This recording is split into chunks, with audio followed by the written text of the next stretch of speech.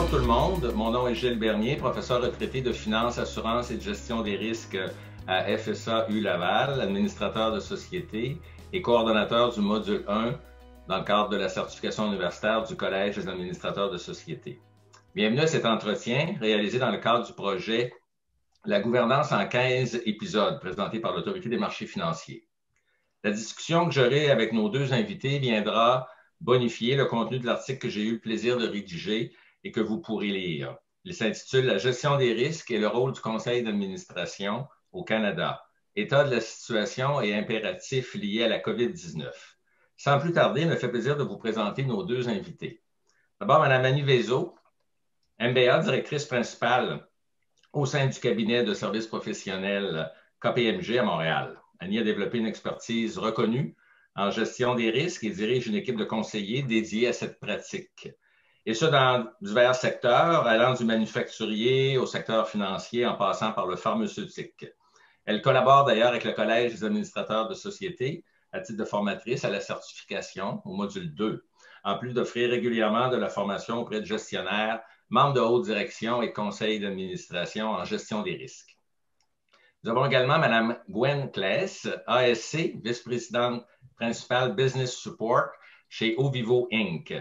Elle œuvre au sein de cette organisation depuis 2003, ayant ainsi occupé la fonction de vice-présidente principale Affaires juridiques et gestion des risques dans le passé récent.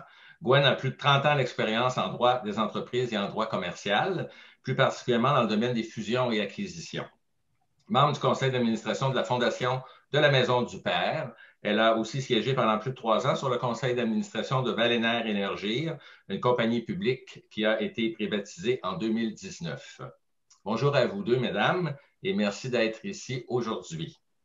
Les questions auxquelles je vous inviterai à répondre sont en lien direct avec le contenu de l'article dont je parlais précédemment. Cependant, l'emphase sera davantage mise sur le comment. Comment bien faire les choses en matière de gestion des risques d'entreprise, qu'on va aussi, à l'occasion, appeler gestion intégrée des risques. Alors, allons-y avec une première question que je dirigerai à Gwen. Selon vous, ou selon toi, Gwen, et vous, Gwen et Annie, parce qu'Annie viendra par la suite, comment peut-on expliquer le fait qu'il y aurait, encore aujourd'hui, un manque de soutien de la part des équipes de direction à l'égard de la gestion des risques dans bon nombre d'organisations canadiennes? Merci, Gilles, pour cette question. Je pense qu'un des éléments pourrait être que quand on essaie d'adopter des processus plus formels et on ne les intègre pas 100% dans les opérations, il y a une certaine réticence dans les entreprises à les adopter. Alors, c'est ce que je vois un peu dans mon expérience. Aussi, quand on aborde les risques d'une manière peut-être moins stratégique, on les aborde d'une manière un peu comme la gouvernance, qui est parfois, il y a une perception de conformité. Ça peut être aperçu par la direction comme étant une approche moins stratégique et plus quelque chose qu'ils devraient faire et ils ne voient pas la valeur nécessairement ajoutée. Donc, c'est comme ça que je le vois. D'accord, d'accord. Annie, est-ce que tu peux ajouter sur la base de ton expérience et de la consultation au sein de ton équipe? Oui. Oui, tout à fait. Ben, en fait, je pense qu'effectivement, on constate le progrès qui a été accompli en matière de gestion de risque, mais force est de constater qu'il y a quand même des organisations pour lesquelles il y a encore il y a un manque de soutien, il pourrait y en avoir plus. Et je trouve, en fait, pour faire du pouce sur ce que Gwen mentionnait, d'une part, le fait qu'il y ait peu d'appétit de la direction qui est donnée par rapport à la gestion de risque fait en sorte qu'il y a peu d'investissements qui sont faits, notamment en termes de budget ou de capacité, et donc il y a peu de résultats. Donc, c'est un peu comme une roue qui tourne sur justement cette valeur ajoutée-là qui est moins perçue. D'autre part, il ne faut pas oublier que la gestion des risques, en fait, lorsqu'elle est bien faite, elle permet d'éviter qu'il y ait survenance d'un risque. Donc, des fois, les résultats sont intangibles parce qu'on a réussi à éviter certains risques, mais ce n'est pas perçu.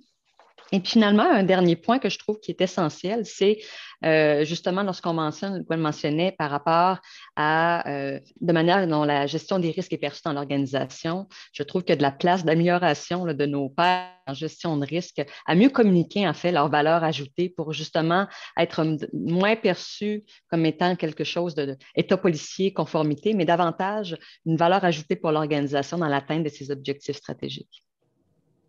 D'accord. Alors, comme le sondage sur lequel je m'étais basé pour rédiger l'article, un sondage qui remonte à 2018 auprès de 160 quelques organisations canadiennes, faisait ressortir, et vous avez insisté sur le fait que c'est souvent un manque d'investissement. On ne supportera pas à la hauteur peut-être des attentes qu'on devrait avoir parce que c'est un peu moins tangible.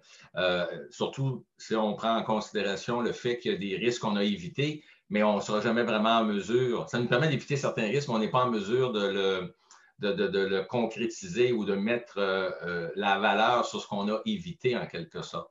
Si on prend l'angle de la menace, mais sous l'angle de la création de valeur, on en parlera tout à l'heure, comme tu faisais ressortir, Annie, c'est ce qu'il faut, c'est comme ça qu'il faut éduquer le management des organisations. Mm-hmm. Alors, dans la continuité, je vous demanderai toujours avec l'étiquette du comment. Comment un CA doit-il s'y prendre pour exercer son rôle de supervision, de surveillance de la gestion intégrée des risques? Car on sait que c'est une question de partage de responsabilités entre la direction, le conseil et ses comités. Et dans la même veine, bon, je ne veux pas faire une mitraillette de questions, là, mais disons, dans la foulée de cette responsabilité partagée-là, est-il encore opportun, d'après toi, Annie, de confier le suivi de la gestion des risques à un comité d'audit plutôt que d'avoir peut-être un comité qui est totalement dédié à la surveillance de la gestion des risques, un comité du conseil? Non. Alors, ton opinion. Oui, puis cette question-là, en fait, on l'entend souvent et de plus en plus, je dirais, à savoir comité d'audit, devrait-on déléguer au comité d'audit ou à un autre comité? Peut-être juste pour faire un pas de recul par rapport justement à ce rôle-là du conseil d'administration. En deux mots, ce qu'on véhicule, c'est vraiment quand on fait la distinction entre le rôle du conseil d'administration et de la direction. En deux mots, c'est surveillance versus exécution. Là, c'est sûr qu'il y a plein de nuances, mais si on parle dans la veine, justement, que le conseil d'administration, son rôle principal, c'est de surveiller, en fait, le processus, la gestion des risques au sein de l'organisation. Pour moi, il y a trois éléments qui sont importants. Le premier, c'est qu'il doit s'assurer, en fait, de donner le ton qui est à adopter. Ça, c'est vraiment là, la prémisse de base. Par la suite, c'est justement par l'orientation, par l'approbation d'encadrement, de directives de politique. Il vient justement jouer son rôle pour s'assurer que le processus soit efficace. Et puis finalement, en fait, le conseil d'administration joue son rôle de surveillance, entre autres en s'assurant de faire des suivis ou que des suivis réguliers soient faits par rapport à la gestion des risques. Maintenant, par rapport au comité d'audit, je pense en fait qu'un point que je mentionnerais, c'est que le comité d'audit n'a pas nécessairement l'apanage de la gestion des risques au sein du conseil d'administration. Et des fois, il y a des tendances, en fait, pas des fois, mais il y a des tendances plus grandes, entre autres dans le secteur financier, où effectivement, on était avant dans un modèle de comité d'audit, et là, on migre plus vers un comité de gestion de risque propre en soi, parce qu'on veut envoyer un message, parce qu'en fait, il y a beaucoup aussi à faire en gestion des risques, donc souvent, on va scinder la responsabilité en deux, mais je dirais aussi que de plus en plus, on voit des conseils d'administration qui vont décider, au même titre qu'ils gèrent, qu'ils ont sous la responsabilité la stratégie de l'organisation, vont prendre sous leur aile, en fait, ils n'ont pas délégué la gestion de risque, mais vont l'intégrer à même le conseil d'administration, encore là pour avoir un suivi peut-être plus serré ou une plus grande visibilité dans un premier temps.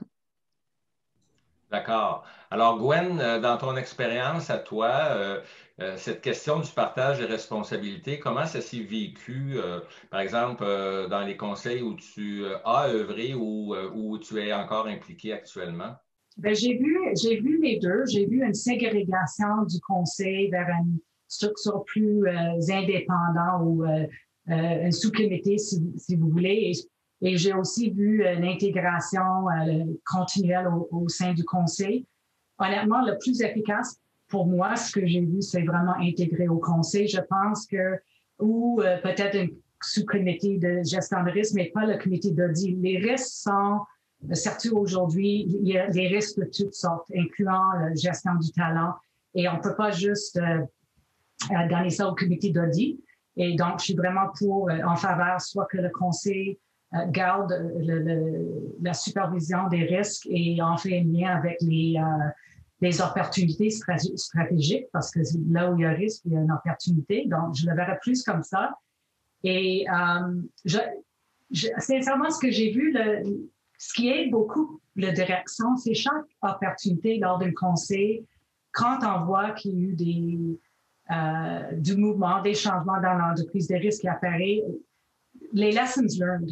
Quand on parle souvent, qu'est-ce qui s'est passé, puis qu'est-ce que vous changez, puis le plus que la direction comprend que oui ou non, ils ont vu venir quelque chose, puis qu'ils auraient pu peut-être le voir venir, c'est la meilleure façon que le conseil pourrait venir apporter attention et encadrer. Et là, on va avoir le mouvement de la direction qui dit, OK, donc on va mettre en place un petit peu plus de structure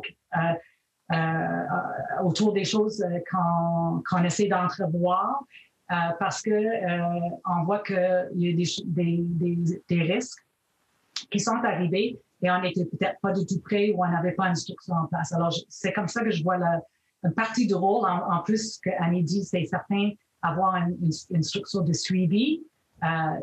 Absolument. C'est comme ça. D'accord. Alors, si j'ajoutais mon petit grain de sel, je crois qu'on voit aussi souvent un conseil partager l'analyse des risques aux différents comités. On parlait de pénurie de main-d'œuvre, par exemple, le comité de ressources humaines pourrait se pencher là-dessus, comité d'audit sur les risques financiers, bien sûr, et parfois les risques opérationnels. Le comité de ressources humaines va aussi, bien sûr, regarder les risques associés à la rémunération de la direction. Pour éviter potentiellement une prise de risque indue de la part du management.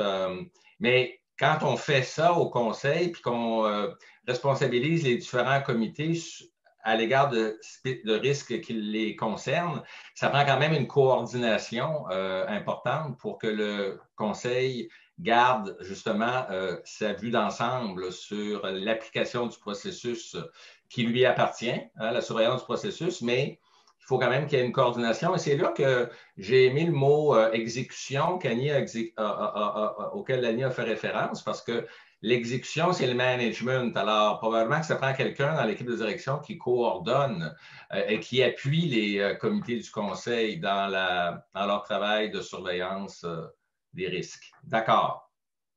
Gwen, je te dirige la troisième question. Que doivent faire les conseils d'administration pour appuyer davantage la gestion intégrée des risques si l'on souhaite que celle-ci puisse générer encore plus de retombées significatives pour les organisations? En lien avec ça, il y a une idée à laquelle on réfère dans l'article que j'ai rédigé et je vous la soulève. Peut-être qu'Annie pourra faire du pouce sur ça tantôt. L'idée qu'on pourrait peut-être penser à resserrer davantage les liens entre la gestion des risques d'un côté et la rémunération du management des dirigeants de l'autre pour mieux, en fin de compte, permettre, pour appuyer, oui, davantage la gestion des risques comme tel. Alors, Gwen, comment vois-tu ça à ce moment-ci? Qu'est-ce qu'on peut faire?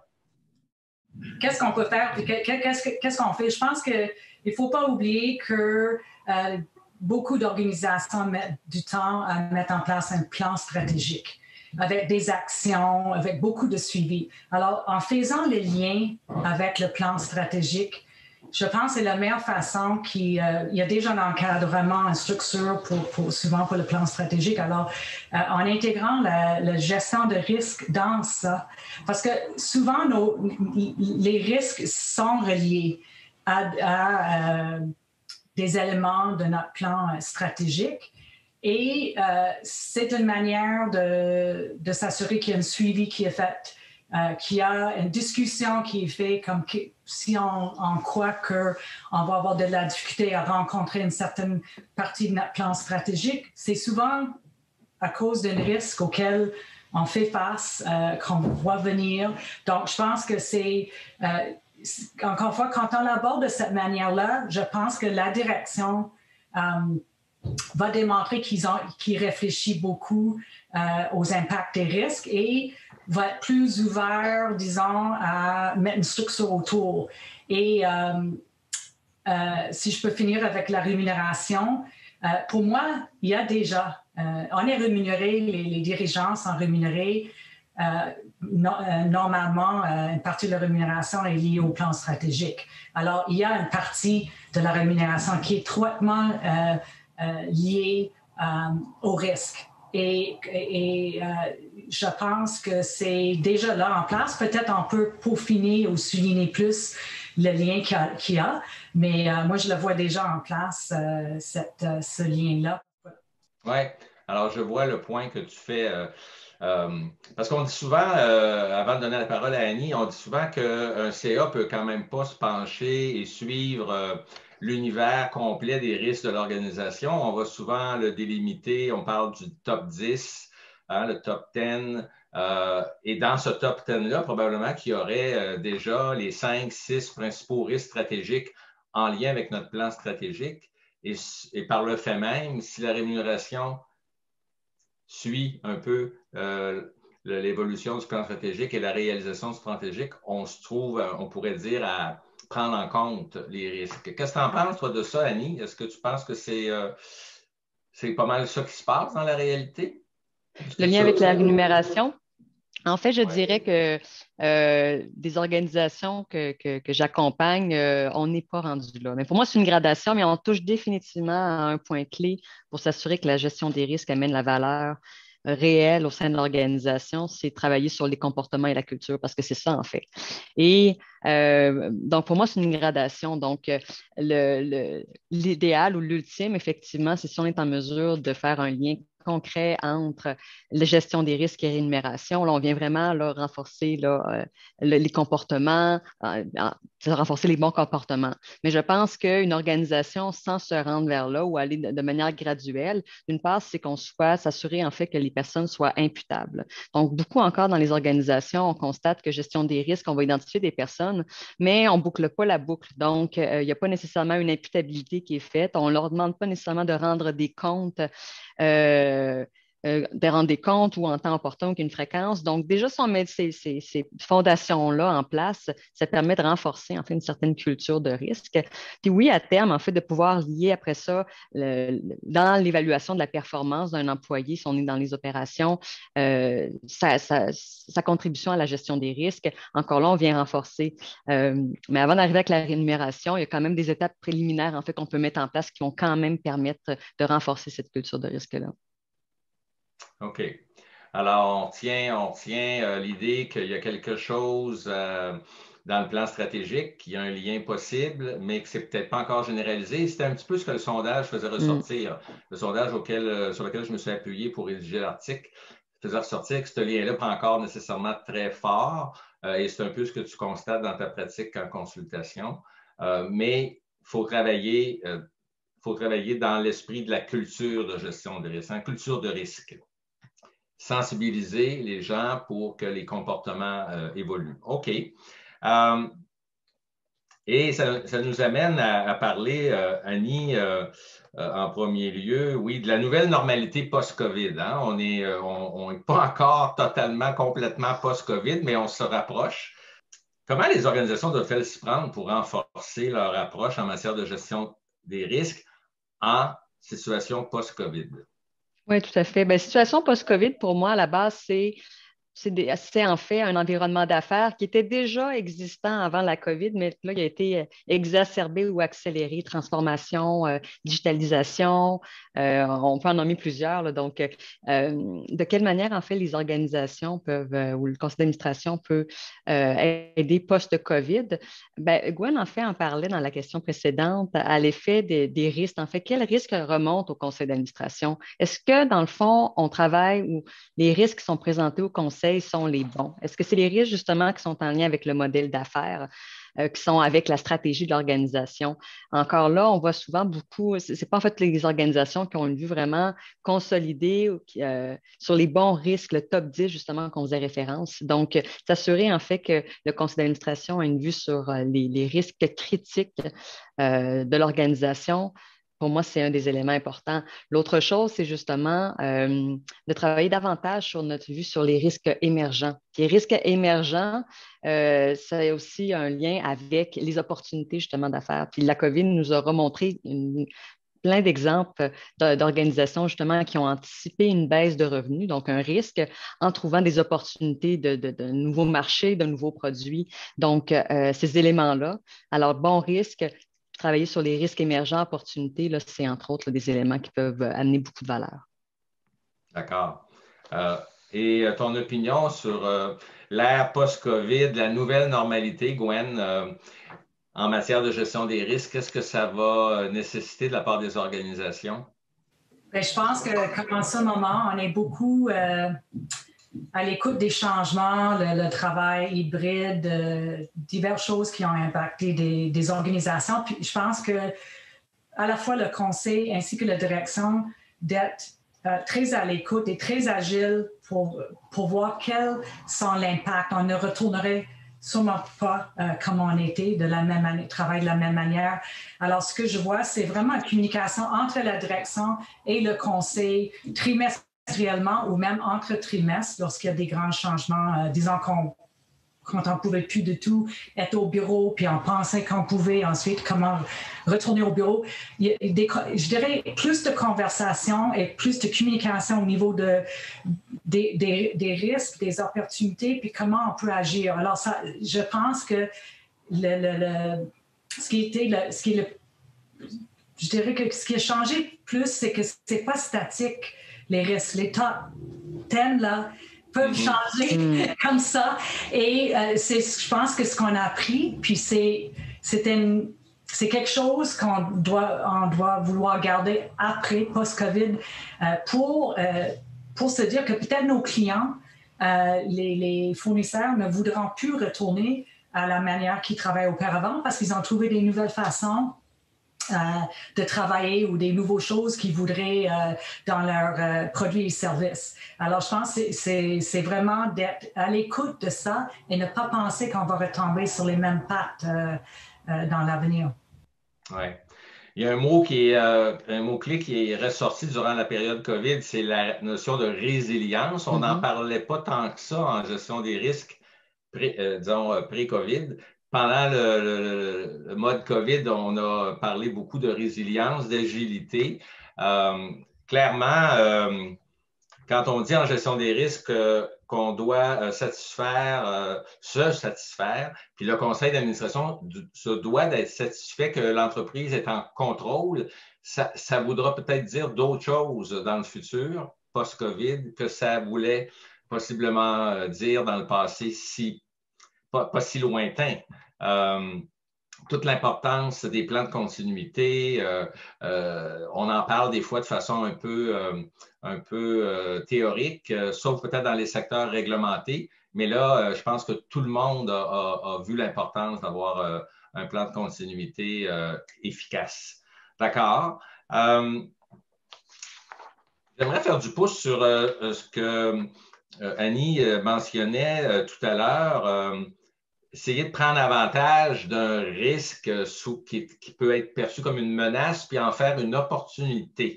Autrement dit, essayer de tirer parti du bon côté d'un risque afin de créer de la valeur pour l'organisation. Ça ne semble pas si facile que ça. Si on se fie, par exemple, au sondage auquel je me suis référé pour rédiger l'article encore une fois, ça ne semble ni facile ni généralisé. Pourquoi en est-il, Annie, pourquoi en est-il que c'est difficile de tirer profit du bon côté d'un risque? À la base, je pense que c'est difficile parce qu'on n'a pas justement développé ces mécanismes-là en amont. Encore là, justement, la COVID nous aura montré que les organisations qui avaient un processus de gestion des risques qui était quand même bien implanté, c'est-à-dire notre capacité à identifier les risques, à les évaluer, à les gérer, à les suivre, à faire une reddition, ça nous a amené justement à identifier des risques pertinents, à se doter justement de mesures telles que des plans de continuité. Et donc, on a vu en fait les organisations pour lesquelles il y avait déjà ça en place, il y avait une facilité. Et donc, d'être proactif dans notre gestion des risques et de voir venir avant, justement, survenance du risque, des menaces, puis d'identifier les opportunités. Mais tous ces mécanismes-là, ce n'est pas dans une crise qu'ils se construisent, qu'ils se bâtissent, que la communication se fait entre la direction et le conseil d'administration. C'est en amont, justement.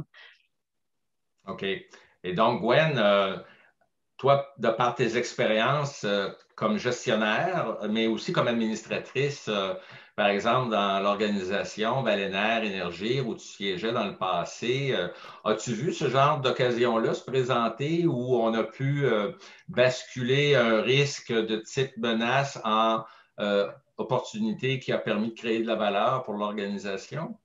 Oui, puis je pense encore une fois, il y a beaucoup de... je ne sais pas si pression est le bon mot, mais une équipe de gestion de risque qui est pas complètement intégrée et travaille pas étroitement avec l'équipe opérationnelle, ça va être difficile de parler de risques et d'opportunités, mais là où il y a un travail étroit, puis que c'est vu, c'est pas la conformité, c'est vraiment comme un travail d'équipe ensemble. C'est là où j'ai vu les meilleurs résultats, où la direction se dit, OK, on pensait avoir un vrai problème, mais finalement, ça s'est avéré que ça nous a donné une opportunité. Comme on voit dans le temps de COVID, il y a des choses on ne pouvait pas servir nos clients comme autrefois, mais ça nous a permis de les servir différemment, d'être plus à l'écoute, et tout à coup, on se ramasse avec avec plus de clients, avec plus de demandes. Et je pense que c'est toute la manière de travailler ça ensemble et que ce n'est pas vu, encore une fois, comme la conformité. Alors, c'est beaucoup d'emphase sur une équipe distincte de gestion de risque, de travailler avec les opérations. C'est vraiment un élément clé.